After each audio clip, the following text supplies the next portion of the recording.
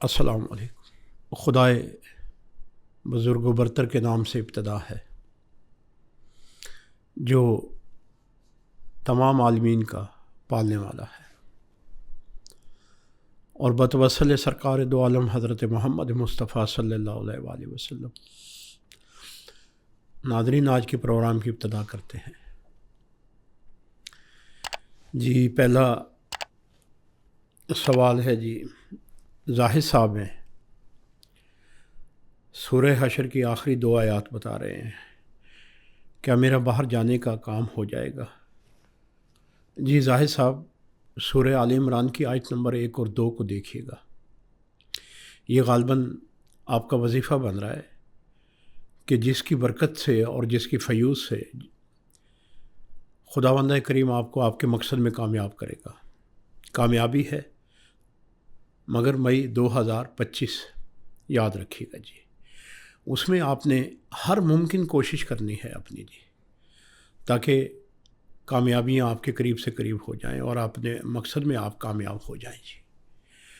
جی اگلا سوال ہے شہناز بی بی جی کہتی ہیں کہ بیٹا نشے کی علت میں مبتلا ہے،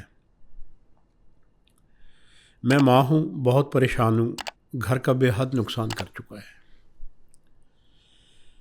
بی بی پہلے تو دعا ہے کہ خداوند کریم آپ کی اس میں مدد فرمائے، اور ماں کی دعا تو عرش معلیٰ کو بھی چیر کے رکھ دیتی ہے پہنچنے کے لیے، ٹھیک ہے جی۔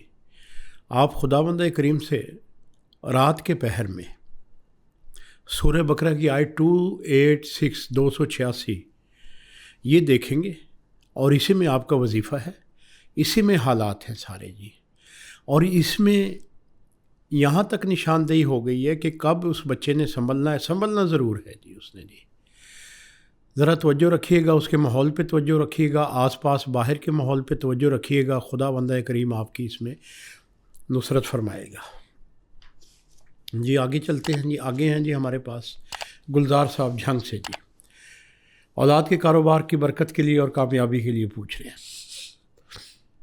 جی۔ گلزار صاحب، سورہ مائدہ کی آیت نمبر 114 تلاوت رکھیے گا۔ الحمدللہ جو آپ کی آیات سے، اس آیات کے مخرج میں یہ ہے کہ اولاد الحمدللہ نیک نیت سے کامیابی کی طرف جا رہی ہے۔ آپ کی دعائیں ان کے ساتھ شامل حال ہوئیں، آپ کا ساتھ ان کے ساتھ رہا، تو سورہ المائدہ کی آیت نمبر 114 جو ہے وہ تلاوت بھی رہے گی سب بچوں کی اور آپ کی بھی جی، اور اس میں ہی آپ اپنے استخارے کے جواب کو پا لیجئے گا جی۔ جی آگے ہیں جی رضا احمد صاحب، جہاں رشتہ کرنا چاہتا ہوں کیا وہاں بہتری ہے؟ بھائی رشتے سے پہلے دیکھ لیں، آپ والدین سے کہیں، عزیز و اقارب سے کہیں، ملتے جلتے رہیے گا، ملنے جلنے سے کچھ حالات جو ہیں وہ ظاہر ہو جاتے ہیں، جو پوشیدہ اور چھپے ہوئے حالات ہوتے ہیں وہ ظاہر ہو جاتے ہیں۔ سورہ آپ کی جو آ رہی ہے وہ سورہ انعام کی آیت نمبر 18 میں آپ کا جواب ہے جی، سورہ انعام آیت نمبر 18 جی، اس میں دیکھیے گا، اس میں آپ کے لیے جو حکم آ رہا ہے اس پہ عمل کر لیجیے گا جی۔ آگے چلتے ہیں جی، امداد اللہ صاحب سرگودا سے ہے، میرے پیشہ کاشتکاری اور ذمہ داری ہے، ہر سال میرے کنو اور مالٹے کے باغ کو عین وقت پہ جب پھل آنے پہ، وہ بور آنے پہ ہوتا ہے، پھول آنے پہ ہوتے ہیں، تو کہتے ہیں کہ کیڑا لگ جاتا ہے جی۔ امداد اللہ صاحب آپ ایسے کیجئے گا، یقیناً آپ کو محکمہ زراعت والوں نے بھی آپ کو مشورہ دیا ہوگا کیا کرنا ہے کیا نہیں، آپ نے زرعی ادویات کا بھی بہت استعمال کہہ رہے ہیں کہ میں نے کیا ہے جی، اثر نہیں کرتی۔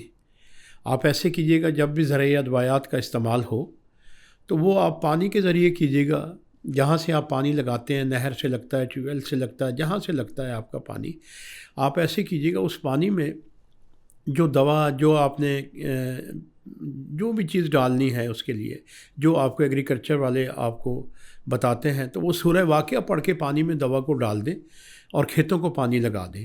انشاءاللہ کبھی پھر آئندہ آنے والے وقت میں یہ شکایت نہیں ہوگی، آپ کی فصل کو کیڑا نہیں لگے گا اور اللہ برکت سے نوازے گا۔ اور قرآن کریم میں ایک مقام پہ ملتا ہے کہ جناب حضرت ابراہیم علیہ السلام نے اپنی کھیتی کو جب ہرے بھرے دیکھا تو یکلخت وہ خاکستر ہو گئی۔ تو اسی وقت قرآن کی آیت قرآن میں ہے کہ اے ابراہیم، جب تم نے اپنی کھیتی کو ہرے بھرے دیکھا تو تم نے کیوں نہ کہا ماشاء اللہ لا قوت الا باللہ۔ تو امداد اللہ صاحب، جب بھی آپ اپنی کھیت کو دیکھیں، فصل کو دیکھیں اور اس پہ آنے والے پھل کو دیکھیں، تو اس وقت کثرت سے آپ وہاں پھرتے ہوئے جتنا ٹائم آپ کا وہاں لگے تو اس میں آپ یہ تصویر ضرور رکھیے گا ماشاء اللہ لا قوت الا باللہ، اور استخارے سے جو آپ کا جواب ہے وہ سورہ واقعہ ہے جی۔ والسلام، دعا کو جی۔